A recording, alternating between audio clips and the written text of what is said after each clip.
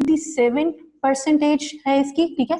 और पेपर 5 जो है वो 23% है। इसका मतलब है your whole grade would be affected by paper 4 and paper 5 only, which makes 77 of the whole syllabus, and weightage जो है और पेपर 5 जो है वो 23% है, ठीक है। This is very important point, I want to mention it again कि A2 का जो ग्रेड है आपका, ठीक है, जो AS में आपको ग्रेड मिले हैं that are the predicted grades, ठीक है।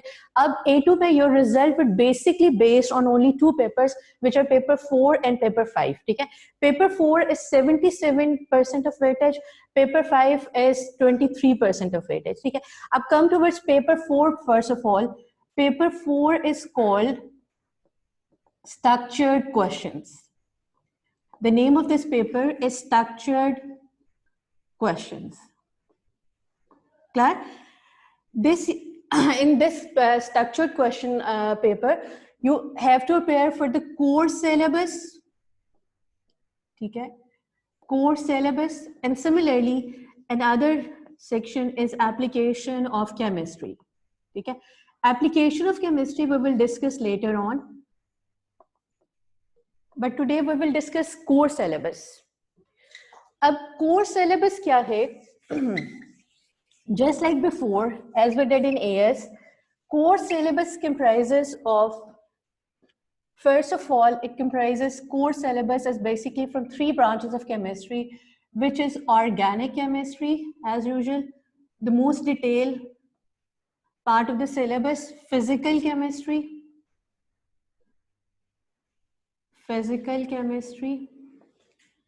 and similarly, the last one is inorganic chemistry. Inorganic chemistry.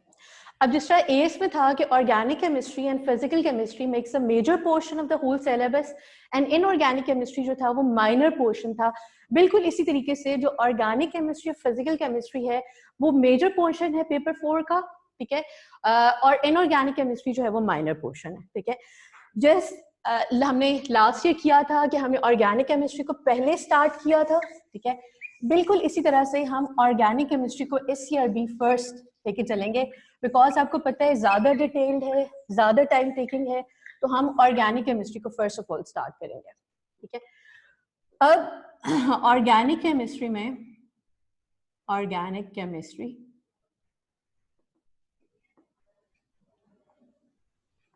ठीक है। अब A2 की जो ऑर्गेनिक केमिस्ट्री है it is basically based on AS organic chemistry. इसका मतलब है पेपर 4 में जो क्वेश्चन होगा it must B from organic chemistry of AS A2, but it may require the knowledge of organic chemistry of AS। इसका मतलब है जो AS के कॉन्सेप्ट्स हैं उनको भी रीइंफोर्समेंट चाहिए साथ साथ, because AS organic chemistry because related है ऑर्गेनिक केमिस्ट्री ऑफ A2 से। इसका मतलब है कि आपको सारे कॉन्सेप्ट बिल्कुल टिप्स पे होने चाहिए। इसलिए हम फर्स्ट ऑफ ऑल आज का जो लेक्चर है वो मैं बेसिकली कन्वर्जन साइकिल के ऊपर दे रही हूँ, जो कि हमने पहले किया था AS में, ठीक है। क्या थी conversion cycle? Conversion cycle in fact हमने ऑर्गेनिक केमिस्ट्री के सबसे लास्ट पे किया था, जिसमें हम लोगों ने ये देखा था कि basically how homologous series can be converted into an other homologous series by a chemical reaction, ठीक है। अब कन्वर्जन साइकिल में फर्स्ट ऑफ ऑल हमने जो सबसे पहली होमोलोगस सीरीज पढ़ी, आप सबको पता है दैट इज एल्केन, ठीक है। वो एल्कीन था, हमने पढ़ा what did alkenes at the same time, हमने एल्कीन्स को पढ़ा, ठीक है। हेलो एल्केन्स को हमने पढ़ा, ये सब वो कॉन्सेप्ट्स हैं जो हम लोगों ने AS में पढ़ चुके हैं, ठीक है। बिल्कुल इसी तरीके से फॉर एग्जांपल हम लोगों ने अल्कोहल्स को पढ़ा, ठीक है। अच्छा, अब इस सब में जो थोड़ा सा कॉन्सेप्ट मुझे दोबारा से रिपीट करना है तुम लोगों के साथ, वो है जो मतलब लाइक सबसे इंपॉर्टेंट चीज कि किस तरह से कोई भी रिएक्शन होता है, it must be an addition reaction और अ सब्स्टिट्यूशन रिएक्शन। और जो अटैकिंग स्पीशीज होती है उसमें हम लोगों ने पढ़े थे 3 बेसिक कॉन्सेप्ट हम लोगों ने पढ़े थे। हम लोगों ने पढ़ा था फ्री रेडिकल्स को लास्ट ईयर, ठीक है। सिमिलरली हम लोगों ने पढ़ा था इलेक्ट्रोफाइल्स को, इलेक्ट्रोफाइल्स को हमने देखा था, एंड सिमिलरली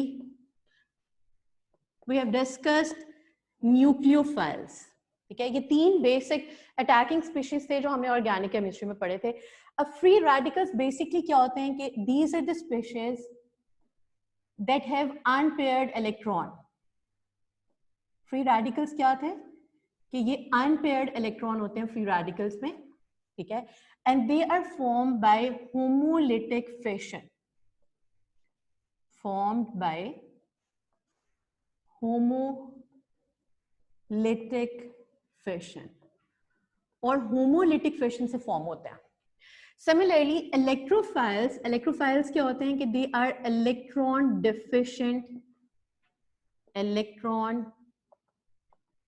deficient species, ठीक है, and they have incomplete octet, और इनके पास incomplete octet है.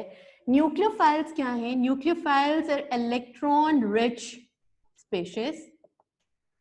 न्यूक्लियोफाइल्स जो हैं वो इलेक्ट्रॉन रिच हैं, ठीक है, and they have electron rich and they are having मतलब lone pair of electrons. Lone pair of electrons.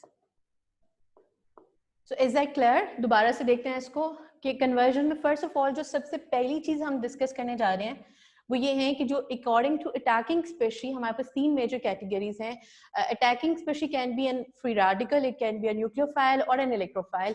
Free radicals are formed by the homolytic fission. Homolytic fission आपको पता है, एक दफा दोबारा इसको सारे कंटेंट को दोबारा से देखो. होमोलिटिक फिजन होती है जिसमें इक्वल डिस्ट्रीब्यूशन होती है शेयर पेयर ऑफ इलेक्ट्रॉन की, और हमेशा होमोलिटिक फिजन यूवी की प्रेजेंस में होती है.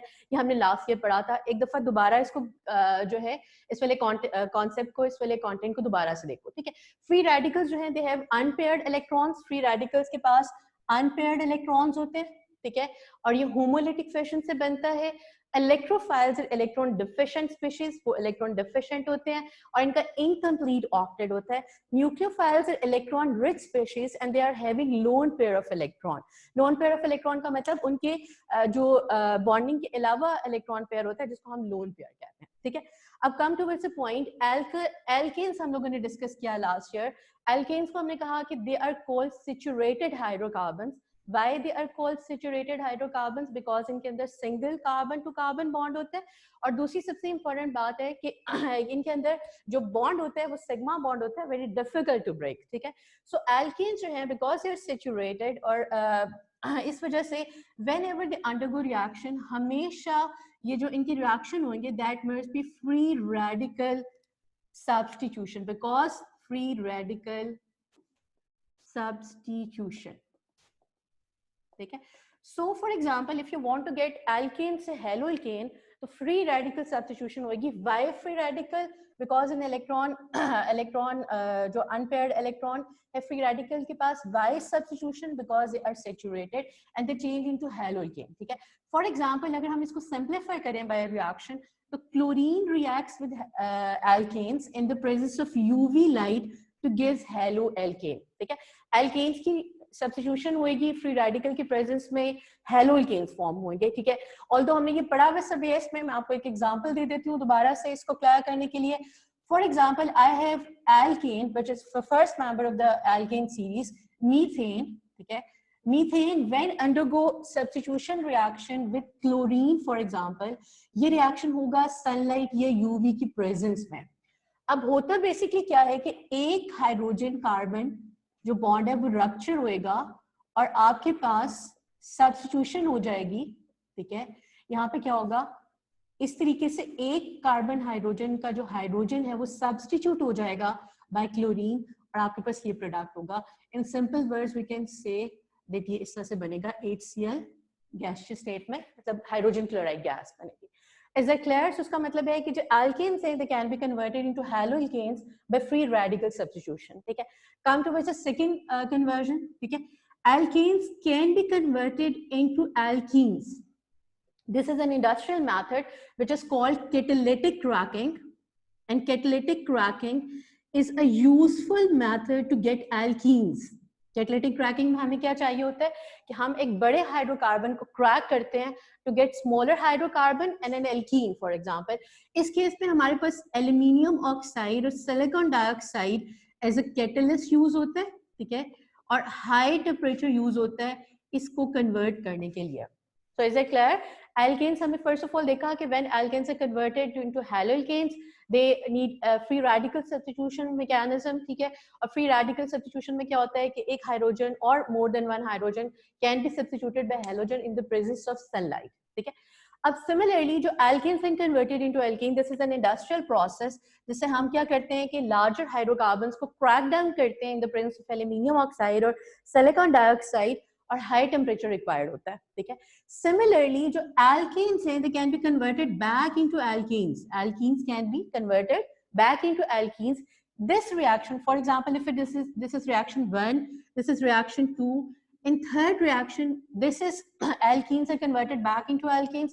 इसका मतलब है this must be an addition reaction. और कौन सा addition होता है? It is an electrophilic addition. कौन सा reaction है ये? Electrophilic addition.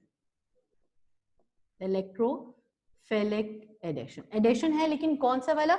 इलेक्ट्रोफिलिक, ठीक है? क्या रिक्वायरमेंट्स है इसकी? सबको पता है, हम जस्ट इसको रिवाइज कर रहे हैं. हाइड्रोजन होता है एज अ reagent, ठीक है? निकल एज अ कैटलिस्ट और 170, 150 से 170 का टेम्परेचर होता है. अब मैं बार बार बता रही हूँ सबको बच्चों, अब सब लोग एक दफा दोबारा देखो, ये सब वो कंटेंट है जो हम एएस में पढ़ चुके हैं, लेकिन because it is related to A2 organic chemistry इसलिए हम इसको रिपीट कर रहे हैं दोबारा सारे कंटेंट को, ठीक है? अब हमने एल्कीन्स की कन्वर्जन देख ली, हमने एल्कीन्स की कन्वर्जन देख ली. सिमिलरली अब हम नेक्स्ट जो डिस्कस करने जा रहे हैं कि how alkenes can B converted into alcohols, ठीक है? How alkenes can be converted into alcohol.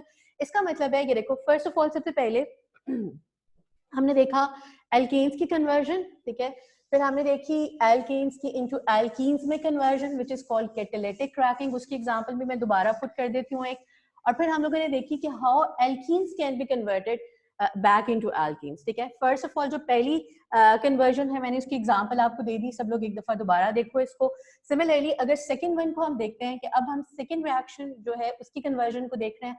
आप अज्यूम करो कि you have C10H22 which is decane, ठीक है?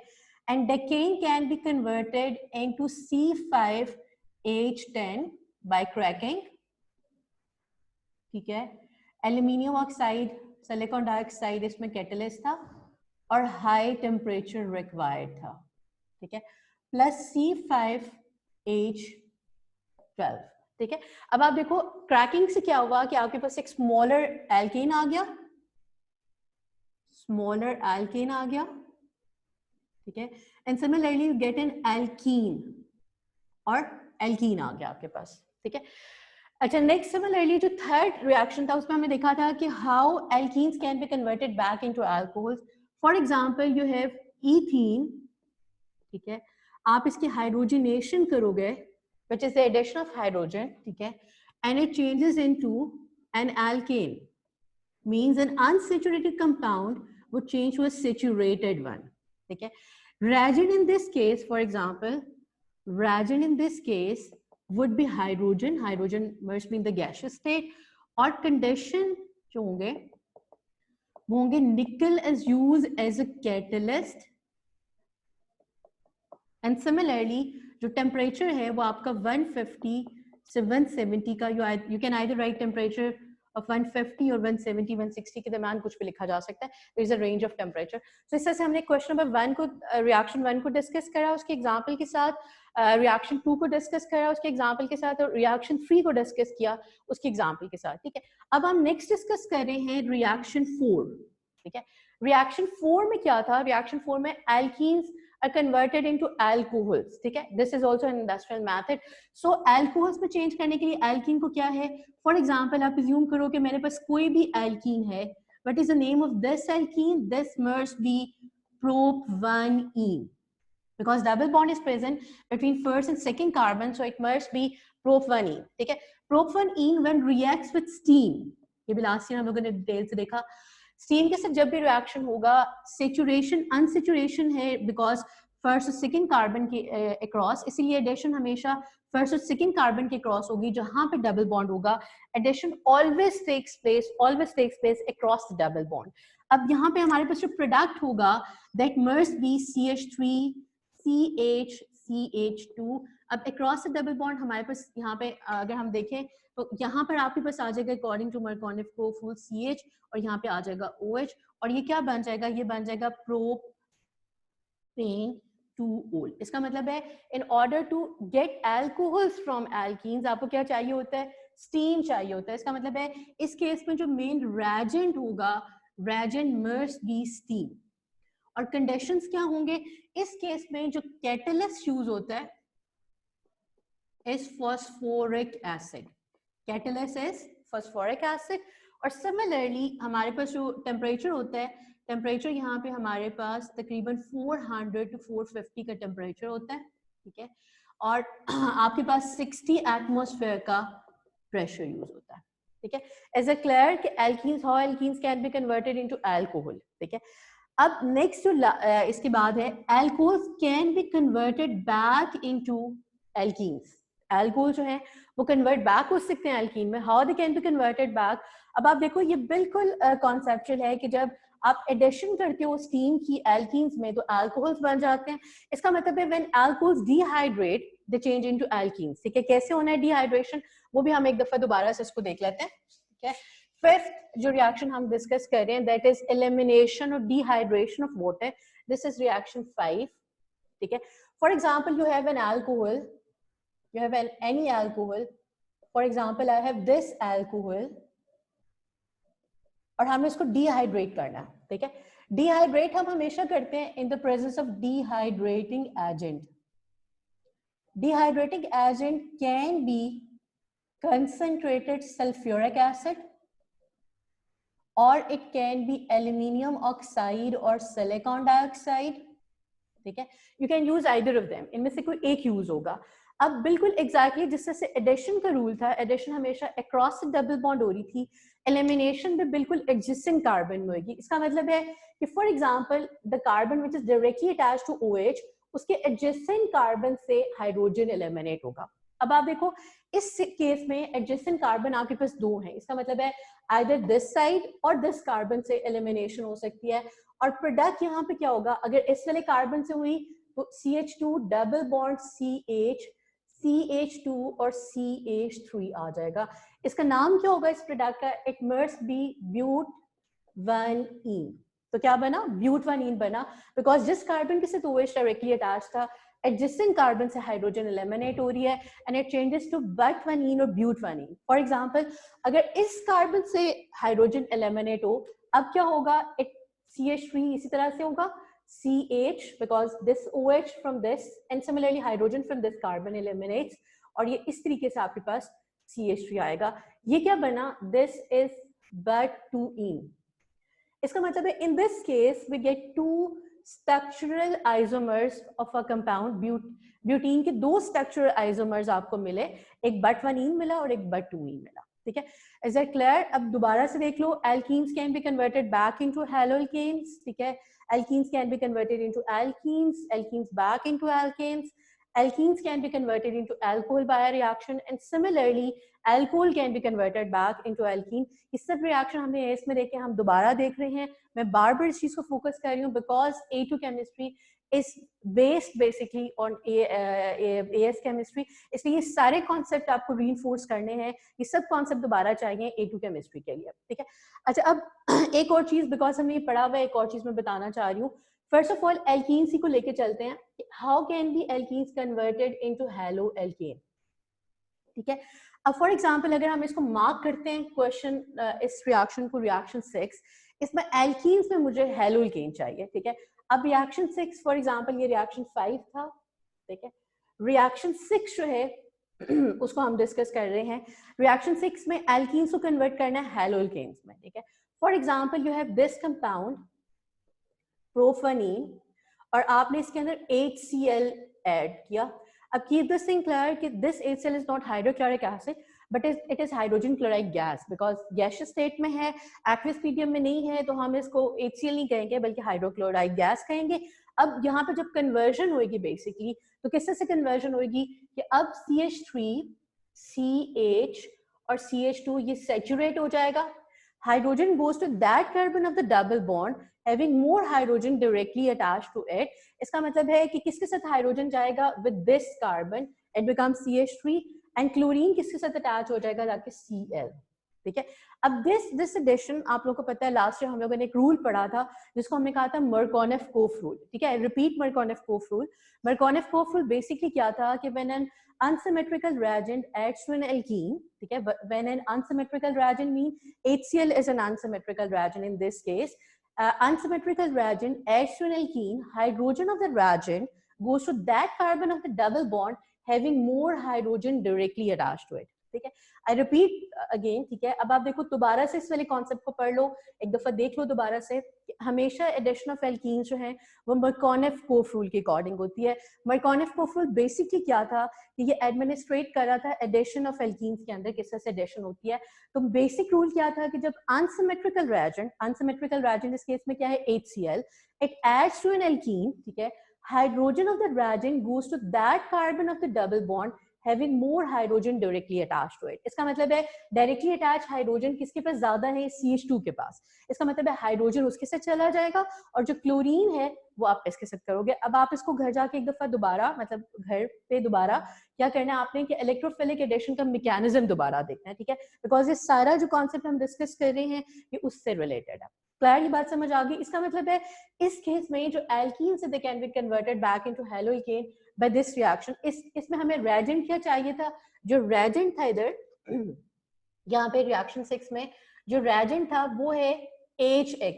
HX can be HCl, it can be HBr, ठीक है। HX को हम general form कहते हैं hydrogen halides। Hydrogen halides can be hydrogen chloride, it can be hydrogen bromide, it can be hydrogen iodide। और जो conditions हैं इस केस में, conditions जो हैं, this reaction occurs at room temperature, ठीक है।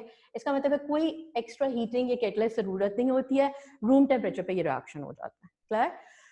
अच्छा, अब देखो इसमें हमने क्या देखा, अब तक हमने जितने भी रिएक्शंस देखे हैं उसमें हमने फ्री रेडिकल सब्स्टिट्यूशन देखी, एल्कीन्स की कैटालिटिक क्रैकिंग देख ली हमने, एल्कीन्स की हम लोगों ने देखा, इलेक्ट्रोफिलिक एडिशन देखी, सिमिलरली हमने एडिशन देखी स्टीन के अल्कोहल्स के लिए, उसके बाद alkenes how can be converted back into हैलोइकेन।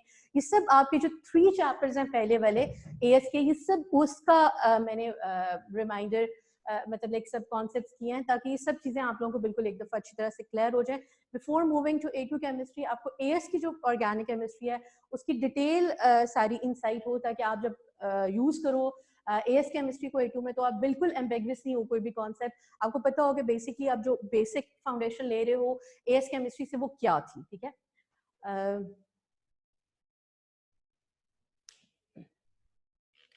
अच्छा, अब देखो इसके बाद इसमें अगर कोई आप लोगों ने क्या करना है इस सब चीज में कि आपने घर पे दोबारा से जो ऑर्गेनिक केमिस्ट्री है बिल्कुल फर्स्ट लेक्चर जो है उसको दोबारा आज मैं इतना ही कर रही हूँ, इससे आगे नहीं मैं चलना चाह रही, बिकॉज ये सब चीजें आपको एक दफा दोबारा क्लियर हो जाए, इस सब चीज को एक दफा दोबारा से कर लेना है। एक रिएक्शन चलो हम और कर लेते हैं which is haloalkane to alkenes, ठीक है, how haloalkanes can be converted into alkenes. और ये रिएक्शन जो हमारे पास था ये रिएक्शन नंबर 7 था, ठीक है, इसको भी हम कर लेते हैं। रिएक्शन नंबर 7 में हमारे पास क्या था कि जो हैलोइकेन्स हैं दे आर कन्वर्टेड इनटू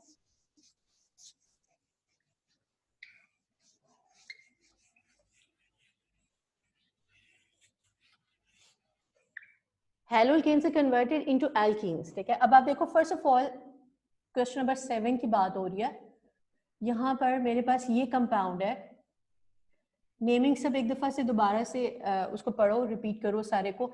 अब आप देखो यहाँ पर this is the name of this compound is 2-chloro-butane, ठीक है। अच्छा, अब जब फॉर एग्जांपल इसके अंदर हमें चेंज करना है इसको, this reaction is called elimination, ठीक है। एलिमिनेशन हमेशा एडिशन के ऑपोजिट वर्क करता है। जैसे हमने एल्कोहल्स में जब डिहाइड्रेशन की थी तो हमें देखा था कि जिस कार्बन के साथ Cl अटैच होगा उसके एडजेसेंट कार्बन से हाइड्रोजन निकलेगी। इसका मतलब है आइदर इससे या इस वाले से हाइड्रोजन एलिमिनेट हो सकती है, और आपके पास 2 पॉसिबल प्रोडक्ट हो सकते हैं इस रिएक्शन के। It can be like this ब्यूट-1-ene, ठीक है, और सिमिलरली अगर इस वाले से एलिमिनेट होगी तो दिस इज ब्यूट-1-ene, ठीक है, और ये जो होगा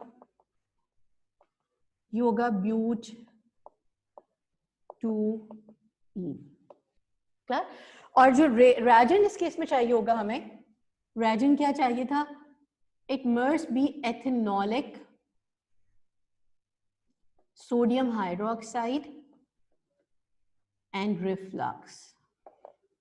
ठीक है, is that clear? Halogenes can be converted into alkenes. अब आप देखो हमने मेजर 4 जो होमोलोगस सीरीज है उनकी आपस में इंटर कन्वर्जन पढ़ी है.